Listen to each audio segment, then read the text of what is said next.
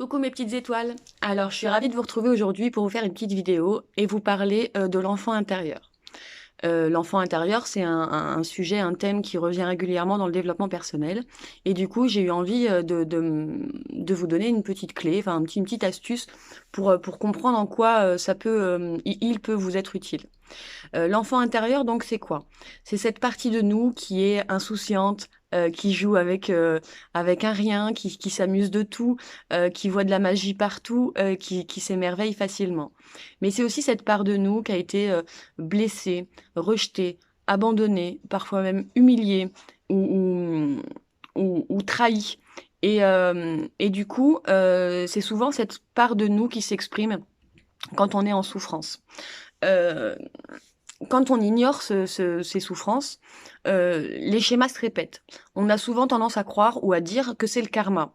Vous savez, cette loi universelle, intouchable, qui fait que on paye les conséquences de ce qu'on a fait, dans cette vie ou dans d'autres. C'est pas exactement comme ça que moi je le perçois. Pour ma part, le karma, c'est plutôt des événements qui se répètent pour nous permettre de guérir. Euh, du coup, quand on ignore cet enfant intérieur, les événements continuent de se répéter. C'est-à-dire qu'il y a des situations qui font que naturellement, et par le plus grand des hasards, entre guillemets, vous vous retrouvez systématiquement dans le même type d'impasse, de conflits d'événements malchanceux qui se répètent, qui se répètent et qui se répètent. Bon, comment sortir en fait de ce truc-là? L'enfant intérieur peut être une des clés pour continuer à faire aboutir votre guérison de l'âme. Comment? Eh ben, c'est très simple en fait. L'enfant intérieur n'est qu'un enfant, d'accord? Et comment faire pour donner le meilleur à un enfant? C'est lui donner du temps, lui accorder du temps, de la compassion, de l'amour et de la présence. En fait, des fois, vous savez, il n'y a pas besoin de grand-chose. Il suffit d'être là et lui montrer qu'on le regarde, qu'on le voit, qu'on l'entend. Voyez. Et donc, quand vous êtes en souffrance, l'idée, finalement, alors, ça peut être dans différents cadres qu'on peut communiquer avec son enfant intérieur. Il y a par exemple au moment où vous êtes en souffrance, où il y a une émotion vive qui se réveille, je vais y arriver. Quand il y a une émotion qui devient un frein, qui devient vraiment quelque chose qu'on ne peut plus éviter, qui prend le dessus et qui nous submerge, à ce moment-là, c'est là que votre enfant intérieur, il intervient. Il vous appelle au secours, en fait. Il vous demande d'être entendu. Votre douleur demande à être entendue. Donc, en prenant le temps de prendre le recul nécessaire pour discuter, pour observer, pour être présent pour cet enfant intérieur, vous permettez à votre douleur d'être entendue, d'être reconnue.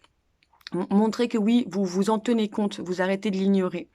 Et en prenant donc ce recul, en parlant à votre enfant intérieur, vous vous permettez en fait de vous dissocier de la douleur. C'est-à-dire que c'est l'enfant intérieur qui ressent la douleur, et vous êtes simplement un accompagnant, quelqu'un qui l'aide et qui comprend. Vous comprenez forcément puisque vous êtes le fruit hein, de tout ce qu'il a pu ressentir, de tout ce qu'il a pu mettre en place pour se protéger de ces mécanismes.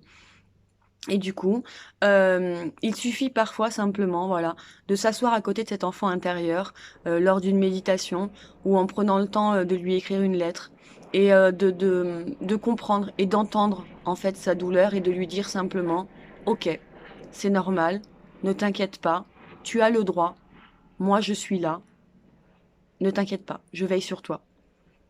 Et en prenant le temps, en fait, de guérir cet enfant intérieur, de guérir ces émotions qui parfois vous emprisonnent et vous freinent ou vous bloquent dans des mécanismes qui se répètent, euh, eh ben, le simple fait d'admettre que cette douleur existe, vous lui permettez de se défaire.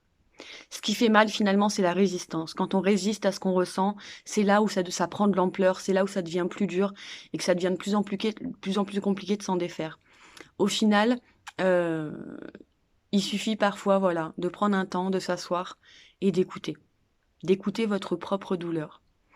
Et voilà. Et en effet, le fait d'aller voir cet enfant intérieur qui est en souffrance, vous lui apportez douceur, amour et protection, vous lui accordez du temps, et rien que ça, sans rien lui demander de plus, lui-même va se libérer. Parce que tout ce qu'un enfant a besoin, c'est de se sentir aimé, c'est de se sentir en sécurité. Et vous êtes le seul à pouvoir vous apporter ça. C'est pas quelqu'un que vous allez rencontrer.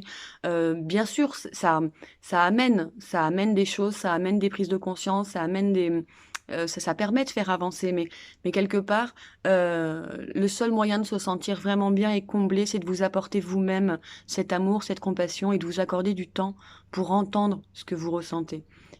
Voilà, j'ai l'impression de me répéter, mais globalement, voilà, c'est ça. Il faut écouter, en fait, écouter vos émotions.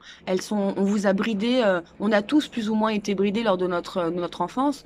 En termes d'éducation, nos parents nous ont donné le meilleur, en fait, pour être par rapport à ce que eux avaient appris et par rapport à la conscience qu'ils avaient du monde extérieur, pour vous donner les meilleurs outils pour vous en sortir dans la vie. Aujourd'hui, vous êtes adulte et ces pensées-là ne sont plus utiles. Donc, prenez la place de ce parent protecteur, attentionné, de ce parent que vous auriez eu besoin d'avoir quand vous étiez enfant, bien que toutes ces blessures sont nécessaires à la construction, hein, ça c'est juste, ça fait partie des sciences sociales, c'est la première chose qu'on apprend dans les sciences sociales. Mais du coup, euh, en prenant ce temps pour écouter cet enfant intérieur, vous vous permettez euh, d'admettre ce que vous êtes, d'admettre ce que vous ressentez, et surtout, vous permettez aux choses de changer. Ça va vous faire sortir de certains mécanismes de pensée limitantes. Euh, tout ceci, c'est juste un outil supplémentaire hein, pour le développement personnel. Chacun passe par l'étape dont il a besoin. Certains ont un lâcher-prise assez naturel par rapport à ce qui leur est arrivé. D'autres bah, voilà, sont plus en souffrance et ont besoin d'aller encore plus loin dans la souffrance pour pouvoir s'en rendre compte. Qu'importe. Quel que soit le chemin que vous prenez, c'est le meilleur. C'est le meilleur pour vous par rapport à ce que vous êtes capable d'endurer, d'assimiler, d'observer. Donc voilà.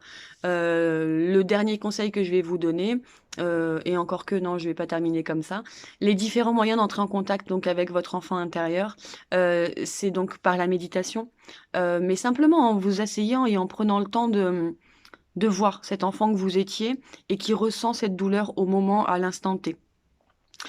Une autre manière, ça peut être de lui écrire, d'écrire à cet enfant intérieur et voilà et de lui apporter tout l'amour et toute la compassion que vous pouvez lui apporter pour essayer voilà de le sécuriser et de lui faire comprendre qu'il n'est pas seul.